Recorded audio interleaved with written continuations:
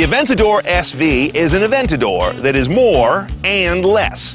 More horsepower, 50 of them. Less weight, 110 pounds. A little less time to 60, about a tenth of a second. And more RPM to the red line, another 150 on the clock. The result is the fastest production Lamborghini ever, and they got there with tuning and tech. Spotting an SV is easy. Look for the 4-pipe exhaust, unique wheels, and oh yeah, that wing.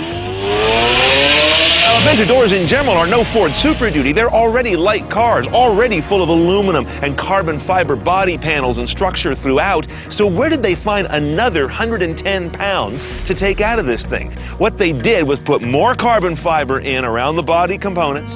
They also took out the head unit. No nav, no radio, no audio system unless you really beg for it.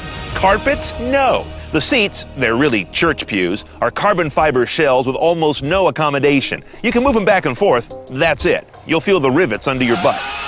Notice a very different LCD instrument panel than we saw in the base Aventador. More prominence to the RPMs, shift indicators, and G-force gauge.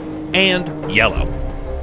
Now back here in the engine room is also more familiar territory. The architecture of this engine is the same as a non-SV. 6.5-liter V12 with direct injection, dry sump lubrication. What you're missing is any kind of blower or turbo. They don't do that in this engine room. However, you do have a lot of tweaks to the breathing. You've got a variable intake system. You've got a variable exhaust system. And in between the two, you've got a differently curved variable valve timing system. All of it about getting air in and out faster, and that's where the numbers get better. 750 horse, and it also comes at a higher RPM redline, 8,400.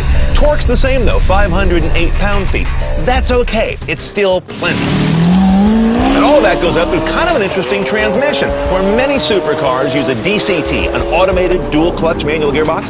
These guys use a SCT. Instead of ping-ponging the power through two clutches, they ping-pong the power through multiple shift rods. Hence, it's called an ISR, independent shift rod technology. And thanks to that big wing out back, all that power delivery turns this car into a rocket on the road as opposed to putting it in low Earth orbit. 0 to 60, 2.8. Shift times are around 50 milliseconds. That's nipping at F1 territory. Going the other direction, all SVs have big carbon ceramic brakes standard.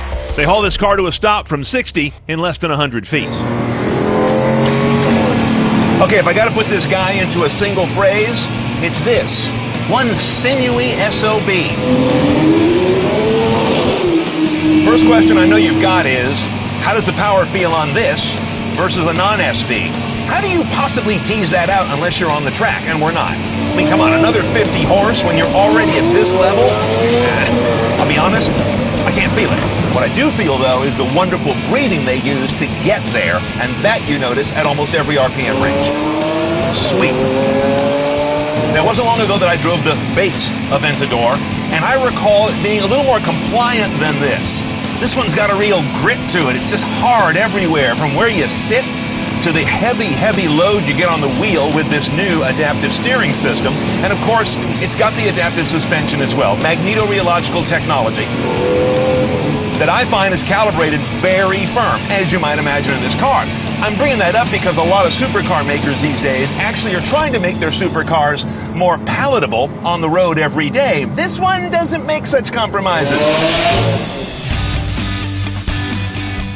Well, here's where my job gets real easy. CNET style is the only style you can buy a Lamborghini Aventador SV. They're all loaded by definition, and that's why they cost a little over $530,000. You're not going to afford one of these sitting there watching YouTube.